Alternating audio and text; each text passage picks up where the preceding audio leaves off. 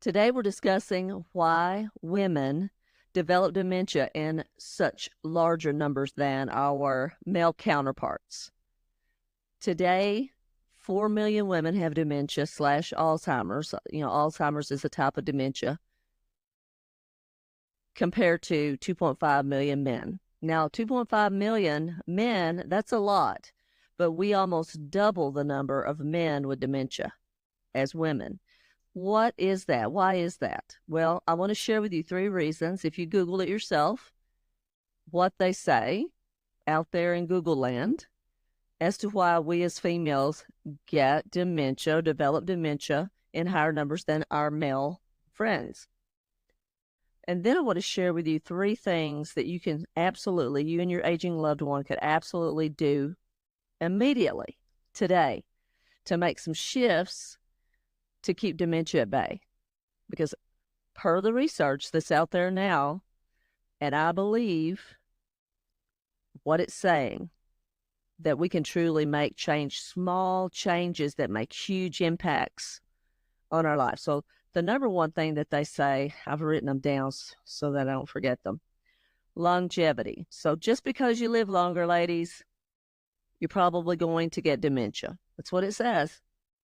It says the longer lifespan of a woman means they are more likely to develop dementia. So remember that word, likely.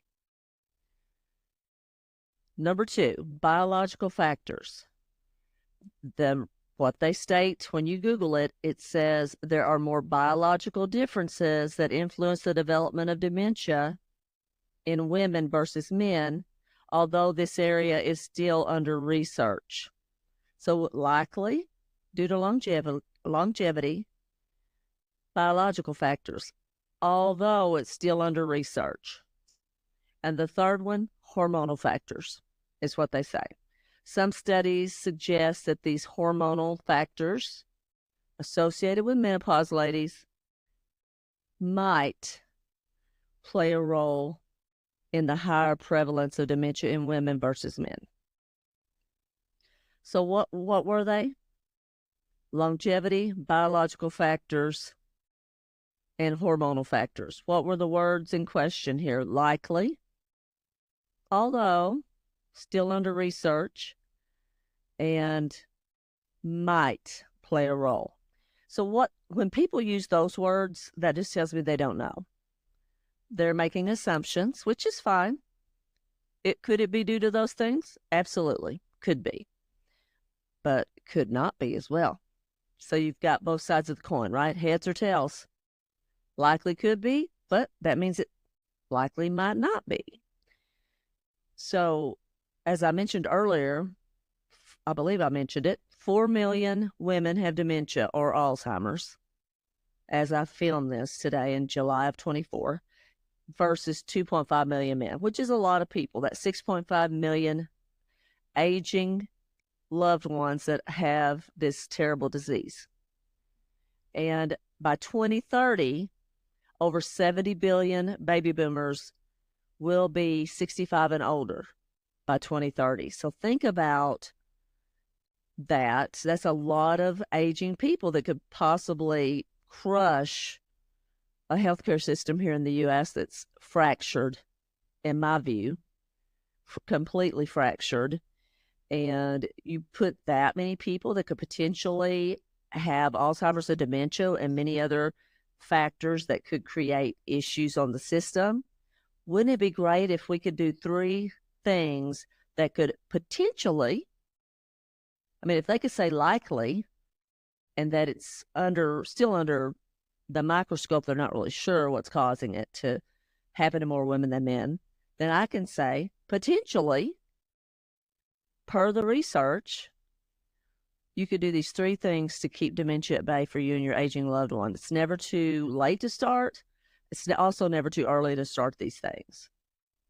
Now, before I get into those top 3 things, I do want to share the reason that I shared that statistic also of the baby boomers that are coming around as of 2030 being 70-ish billion people in the U.S.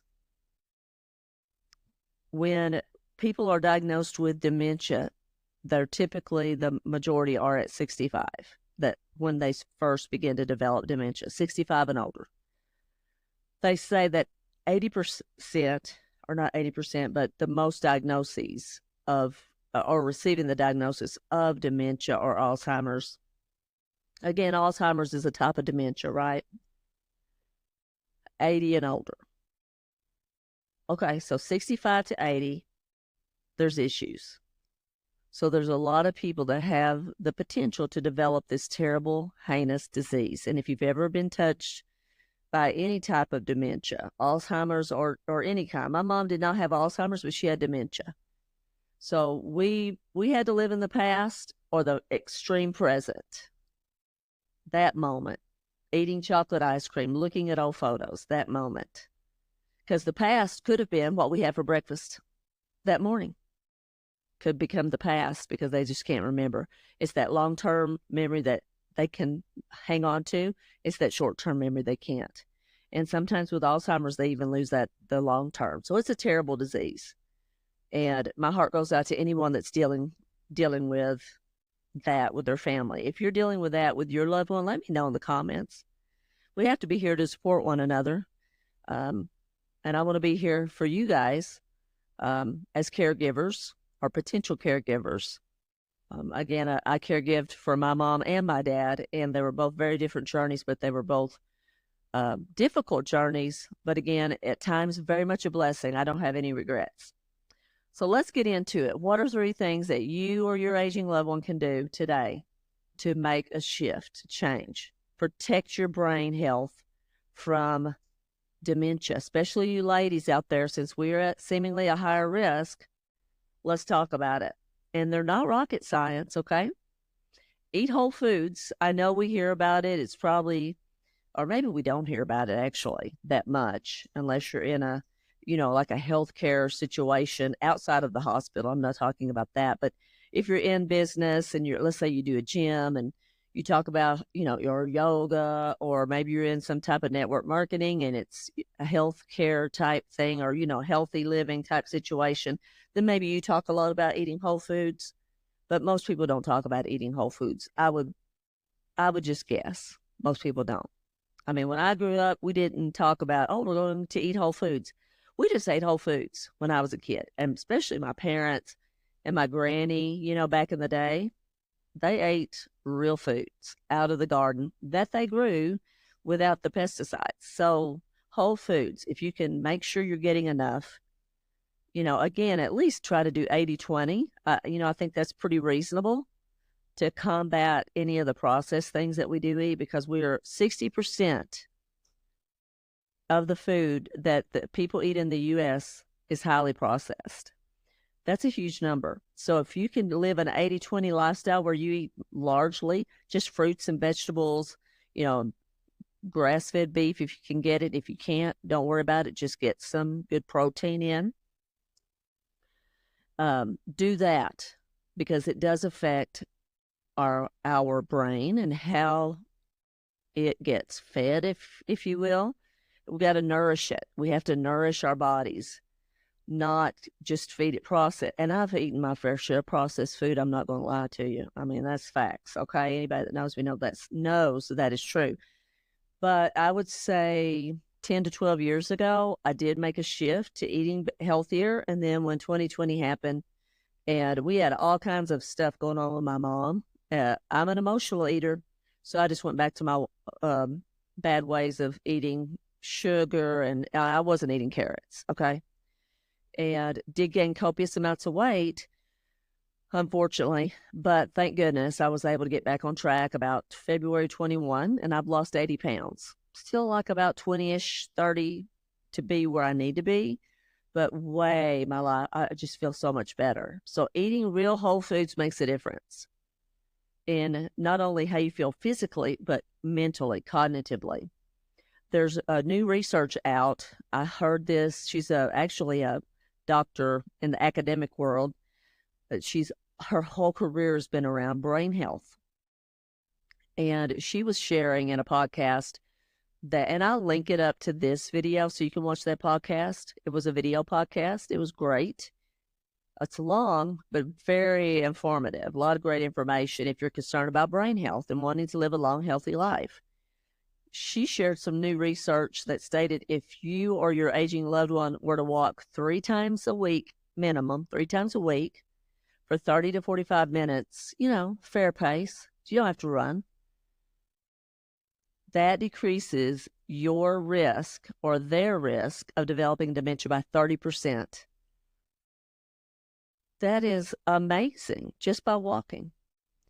And I think we need to do other things besides walk. If we've talked about that too. Lifting weights if you can. If you're afraid to lift weights, you can get those resistance bands. They do the same thing to help maintain your bone density, your bone or your muscle mass.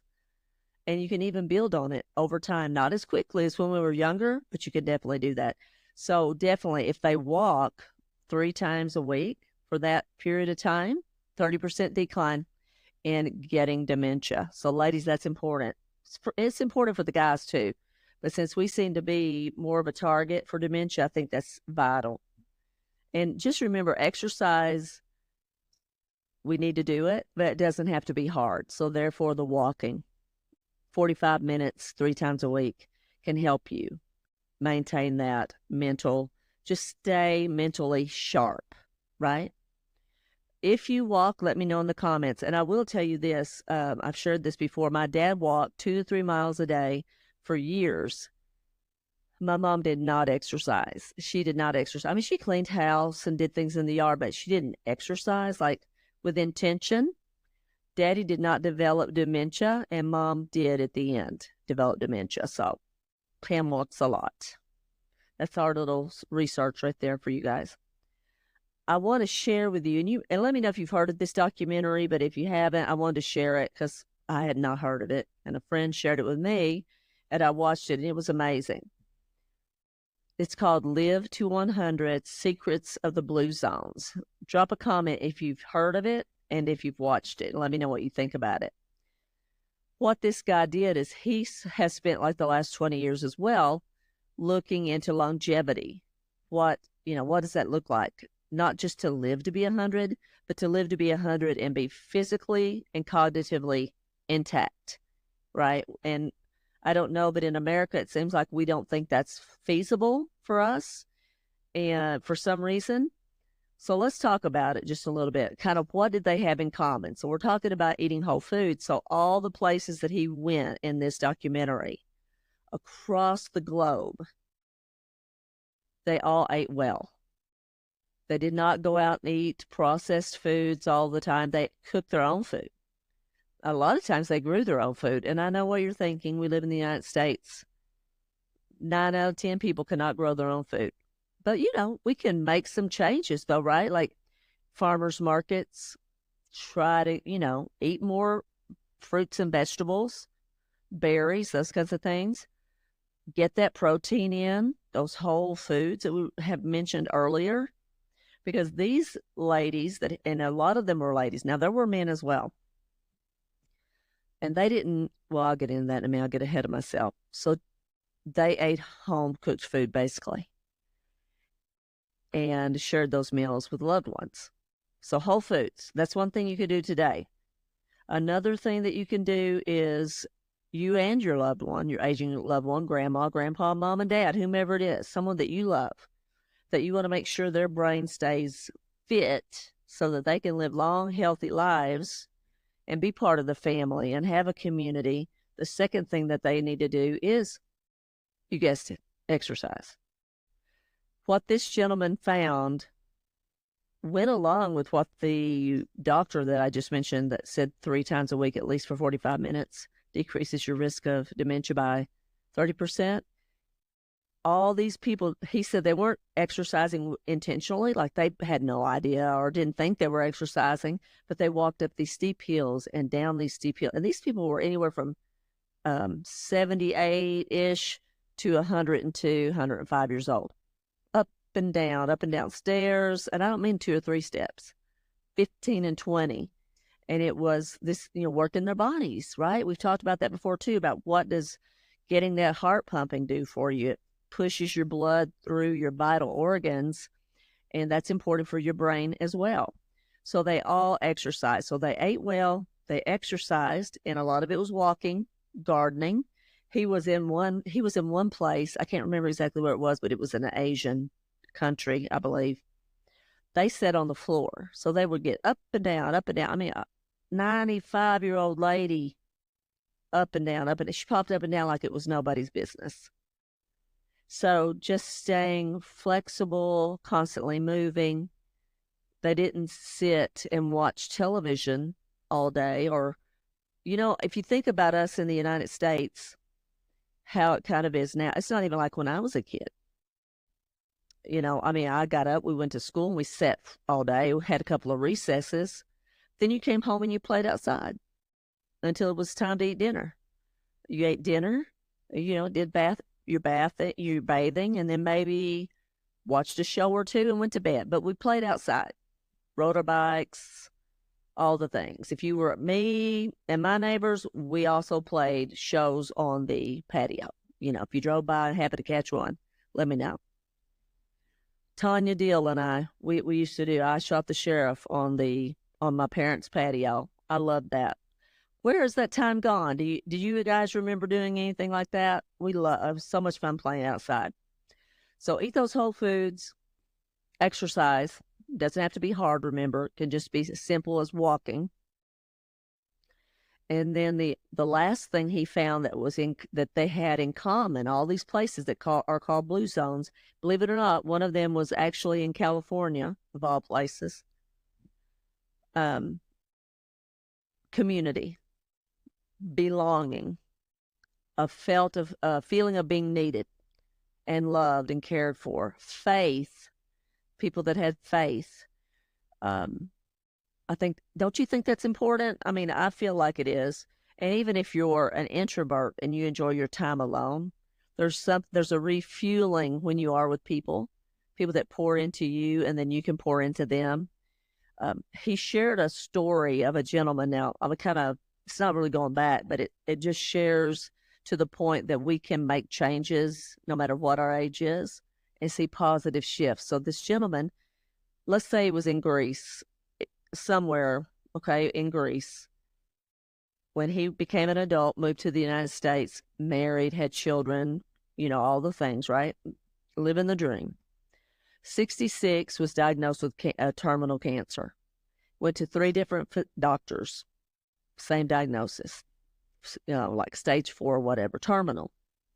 So he's 66. He talks to his wife and he says, we could stay here and I can be buried in the U.S., or we can go home and I can be buried there and be around my family and friends that I haven't seen in years. So they went back to where he was from. He didn't change anything that he was doing other than where he lived. He changed his environment, went back, bought a grape vineyard or an area, and they planted grapes. People grow their own grapes and process them for their wine that doesn't have all these chemicals and isn't processed to the 9th degree. So and their food's the same, right? They don't put things on their food. So he went back, and guess what? As of the documentary, when this guy put out the documentary, this gentleman was 66, given a death sentence, basically. Went back, lived in his natural environment, grew grapes, ate whole foods, was with his community, the people he loved, worked the garden, worked the grapes, whatever, right? Did his exercise, just normal. He's 102 in this video, in the documentary. So if you are sitting there thinking, well, I'm too old, I can't make a change now, that's not true. We do not have to think that way. You can today try to eat more whole foods, move more, and make sure that you are around people that care about you. And that doesn't have to be 5,000 people. It can be a handful of people that hey, they love me. I love them, and they care about me. In fact, there was one lady, he was interviewing her family, and they were making pasta. Again, they were making homemade pasta, sourdough pasta. And he said, all I could think about was, look at all those simple carbs you're eating, because it's evil here, right? It's not good for you. Well, if you think about the pasta that you buy at the grocery store, it's highly processed. Not I mean, is it even food? I don't know. I'm just saying. So that few simple ingredients, and they ate it every day almost. And they were not overweight. And they did not have physical disabilities, and they did not have dementia. So that's the big takeaway here. They were eating whole foods, they exercised, they had a community, no disabilities. In the blue zones of the people he met that were anywhere from 80 to 100, and I believe 105 maybe was the oldest. Some guy was riding a horse. He was riding a horse like John Wayne. I would have thought he was 70. I think he was 100. He was past 100.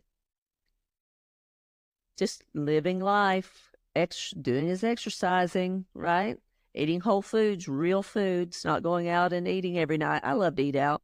And I'm not saying you can't eat out, but I'm just saying, again, that 80-20, if we want to have long, healthy lives where we can stay at home and get in and out of the bed, in and out of the shower, go outside, take a drive, take a walk, whatever, independently, then we need to think about doing these things and encourage our loved ones to do it. Now, I get it. If your people, they're not interested. You can't make people do anything they don't want to do. And that's why I encourage people, have tough conversations early with your loved ones, your mom, dad, grandma, grandpa, whatever. As soon as you can, all the tough conversations. And share with them, hey, I would love for you to be around for my kids and their kids, to be cognitively fit so you can love on them and they can love on you and we can all be present. Wouldn't that be beautiful? I think that's amazing. So just remember, we have the power in our hands to do things that can affect our outcomes. We can be healthier, not just physically, but cognitively. So eat those whole foods, take a little walk, and be around people that love you and that you love. And try and remember to enjoy the journey. And we will see you in the next one.